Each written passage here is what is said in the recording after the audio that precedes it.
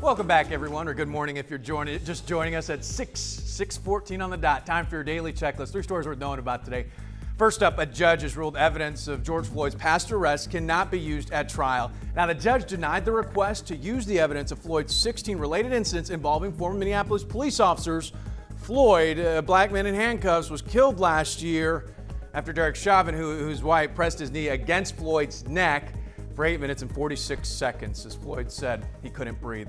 All 4 officers were fired. All right, moving on here to number 2. Today is International Holocaust Remembrance Day, an annual day to honor the 6 million Jews murdered by Nazi Germany from 1941 to 1945. Reminders of this dark time in history are inside the Holocaust Museum. According to the Anti-Defamation League, anti-Semitic incidents in the U.S. hit a 4-decade high in 2019.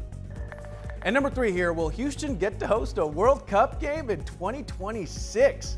Big question. FIFA has new plans to decide which North American cities will play host. Right now, there are 23 candidates, including H-Town and just north of Dallas. But that list needs to get down to 16. FIFA officials will take inspection trips and confirm the cities at the end of 2021. The CDC recently extended the national pause on evictions to help out families who are struggling to make ends meet right now. But consumer reporter John Matarese is warning about some loopholes in the new law, so you don't waste your money.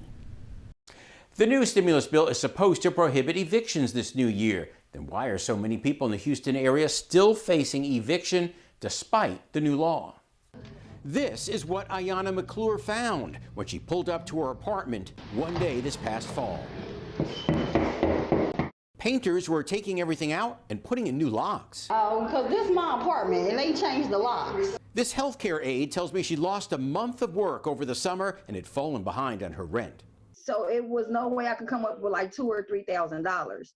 Ayanna, who's now staying in a local women's shelter, says she was evicted despite the eviction moratorium. I guess like the first day that he could file the eviction, he did it. She's not alone. 3 days after Christmas, we found Amanda Barger and all her belongings tossed out of her rented mobile home. I know this is a business and you gotta pay your own way, but they could have a little, kindness. The good news for renters behind on their payments, the national moratorium on evictions has been extended into the new year. The bad news, there are still many reasons why a landlord can still legally kick you out.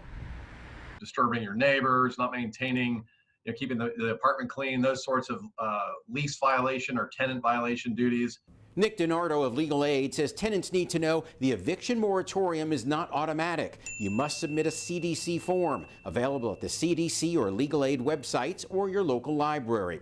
The moratorium only applies to financial hardship. There are plenty of people who are being evicted right now.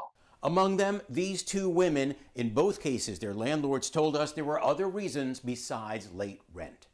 If you're facing eviction, contact your local legal aid office or community action agency so you don't waste your money. I'm John Matarese for HTownRush.